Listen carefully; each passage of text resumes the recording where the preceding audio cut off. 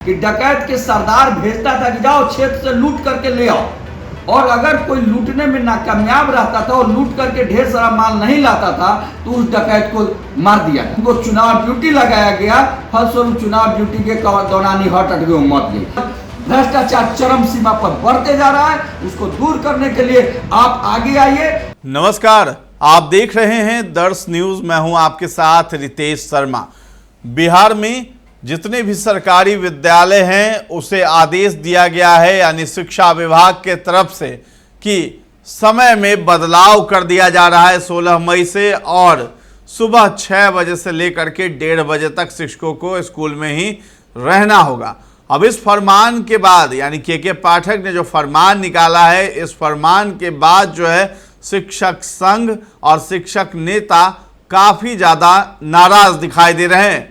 शिक्षक नेता तो के पाठक को डकैत तक कह दे रहे हैं। तो बहुत बड़ी बड़ी बातें जो है शिक्षक नेता कह रहे हैं और बहुत गुस्से में हैं, और आंदोलन करने की चेतावनी भी फिर से दे रहे हैं। तो शिक्षक नेता हैं केशव कुमार, वो जितने भी शिक्षक के मुद्दे हैं, जो समस्याएं हैं, उनको लेकर के एक बार जो है बैठे हैं और उन्होंने वीडियो जारी किया है। सबसे पहले तो उन्होंने जो स्कूल और विद्यालय जो भी है वहाँ जो समय में बदलाव किया गया है, गर्मी की छुट्टी नहीं दी गई है और साथ ही शिक्षकों को गर्मी में भी आना पड़ रहा है, तो इसको लेकर के उन्होंने गुस्सा जाहिर किया है और कहा है कि ये कहीं से भी सही नहीं है। और उसके बाद जो टाइम बदला है, यानी सुबह 6 बजे से लेकर के 1:30 बजे तक, दोपहर तक शिक्षकों को रहना होगा, तो उस पर भी वो कह रहे हैं कि यानी सुबह 3 बजे उठना है, 4 बजे घर से निकल जाना है और 6 बजे विद्यालय पहुंचना है। यानी उन लोगों के लिए कह रहे हैं कि जिनका आवास जो है विद्यालय से दूर है और उन्हें जाने में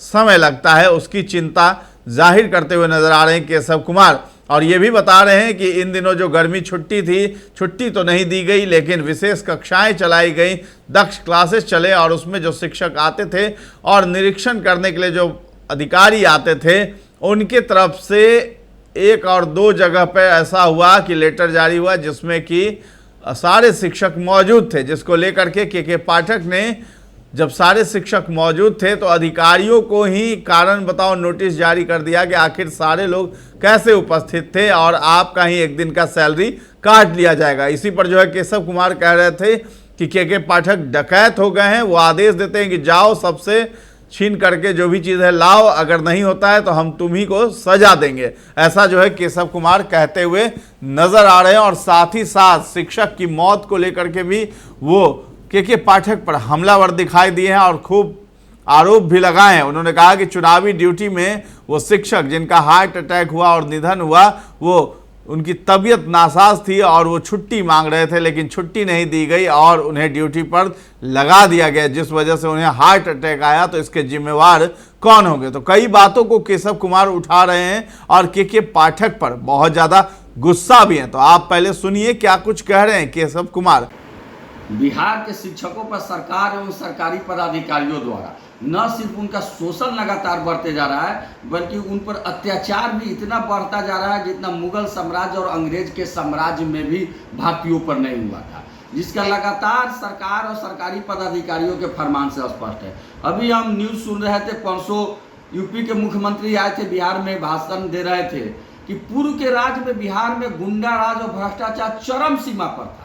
मैं कोई राजनीतिक टिप्पणी नहीं करना चाहता हूं, लेकिन बिहार के वर्तमान मुख्यमंत्री और उप मुख्यमंत्री महोदय से पूछना चाहता हूं कि महोदय, अभी जो बिहार में सरकार चल रही है, जो शिक्षा विभाग का शासन चल रहा है, वो आप ही का चल रहा है या किसी अन्य का चल रहा है? अगर शिक्षा विभाग में भी आप ही की सरकार चल रही है, आप ही का शासन चल रहा है, तो कौन सा राज्य है? आप ही बताने का काम कीजिए। जहां जिला शिक्षा पदाधिकारी सारण, जिला शिक्षा पदाधिकारी रोहतास द्वारा पत्र निकाला जाता है कि किसी शिक्षक का वेतन निरीक्षण के दौरान बीओ द्वारा नहीं काटा गया, इसलिए बीओ के वेतन को काट दिया जाता है, उनके वेतन को स्थगित करता है। आपके आदेश से, आपके सरकार के आदेश से शिक्षक 8 बजे विद्यालय पहुंच रहे हैं, 10 बजे तक इस गर्मी की छुट्टी में भी पढ़ा रहे हैं और कोई शिक्षक अनुपस्थित नहीं हो रहे हैं, उनका वेतन नहीं कट रहा है। तो माननीय जिला शिक्षा पदाधिकारी द्वारा आदेश दिया जाता है कि उनका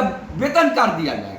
यह बिल्कुल वैसे ही है जैसे पुरानी कई फिल्मों में हमने देखा है कि डकैत के सरदार भेजता था कि जाओ क्षेत्र से लूट करके ले आओ, और अगर कोई लूटने में नाकामयाब रहता था और लूट करके ढेर सारा माल नहीं लाता था तो उस डकैत को मार दिया जाता था। आज वही स्थिति पदाधिकारियों द्वारा किया गया है कि तुम जबरदस्ती शिक्षकों पर अत्याचार करो, उनको जबर करो, अगर तुम नहीं करता है तो उसका सजा तुमको दे दिया जाएगा। औरंगाबाद के जिला कार्यक्रम पदाधिकारी स्थापना द्वारा पत्र निकाला गया कि जिनका भी 5 मिनट भी लेट होगा और अगर उनका वेतन कटौती होता है तो उसको सेवा पुस्तिका में ऐड कीजिए, यानी उनको 1 दिन का सेवा ब्रेक कर दीजिए। और सेवा ब्रेक का मतलब होता है कि पिछला सारा सेवा समाप्त, नई सिरे से सेवा शुरू। ये कौन सा आदेश है? लगातार बढ़ते बढ़ते अभी मुंगेर लोकसभा में भाई ओंकार चौधरी जी टेटिया अंबर प्रखंड में चुनाव के दौरान बूथ पर ही उनकी मृत्यु हो गई, क्योंकि वो हार्ट के गंभीर बीमारी से ग्रसित थे। उनका भागलपुर से इलाज चल रहा था, उनको आराम की सलाह दी गई थी। उन्होंने बार बार पदाधिकारी से आग्रह किया कि हमें आराम करने दिया जाए, हमें इलेक्शन ड्यूटी से मुक्त किया जाए, लेकिन ये उनकी नहीं सुनी गई। उनको चुनाव ड्यूटी लगाया गया, फलस्वरूप चुनाव ड्यूटी के दौरान ही हार्ट अटैक में मर गई। लेकिन आज कोई बोलने वाला नहीं है, कोई ऊह करने वाला नहीं है। जैसे अंग्रेज और मुगल साम्राज्य में शिक्षक हो उस तरह से चल रहा है। और सबसे बढ़कर जो शिक्षक नहीं कुछ कर पा रहे हैं, नहीं बोल रहे हैं, तो सरकार लगातार दमन बढ़ाते हुए अभी पत्र निकला है कि स्कूल चलेगा मॉर्निंग 16 तारीख से। मॉर्निंग क्या होगा?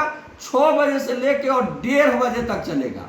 1:30 बजे के बाद हेडमास्टर जाएंगे VC में, 3 बजे तक उनका VC चलेगा, उसके बाद 4 बजे आएंगे वो अपने घर। और स्कूल की जो दूरी है, बार बार हम लोग मांग करते हैं कि ऐच्छिक का स्थानांतरण किया जाए, लेकिन स्कूल की दूरी है हमारे महिला शिक्षिकाओं की 50 किलोमीटर, 100 किलोमीटर, 60 किलोमीटर, 20 किलोमीटर वो बस से जाती हैं।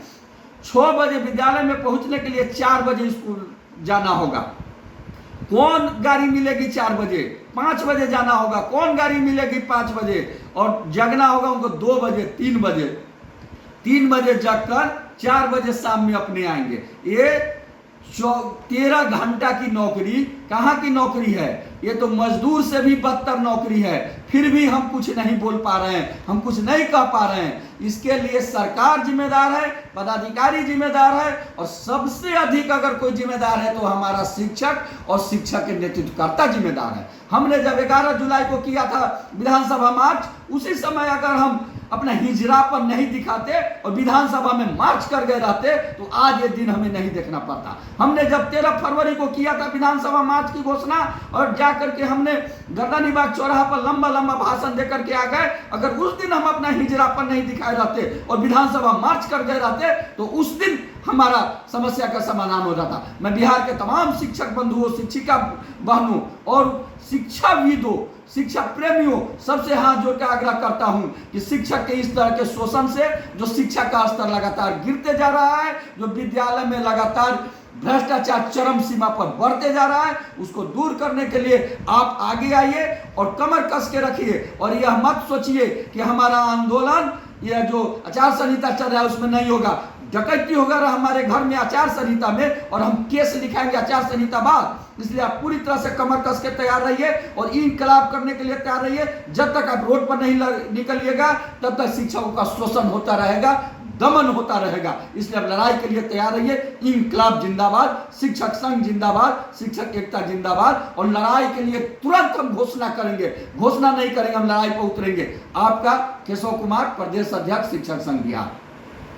आप सभी साथियों से करबद्ध आग्रह है कि इस चैनल को सब कोई सब्सक्राइब कर ले और अधिक से अधिक शेयर करें, ताकि हमारे सभी न्यूज को, सभी बात को आप लोग देखे, पहुंचे और ज्यादा से ज्यादा जनता तक पहुंचे, ताकि जन आंदोलन खड़ा हो सके। इसलिए एक बार पुनः आप सभी से आग्रह है कि इसको निश्चित रूप से आप सभी साथी सब्सक्राइब कर ले। आपका केशव कुमार।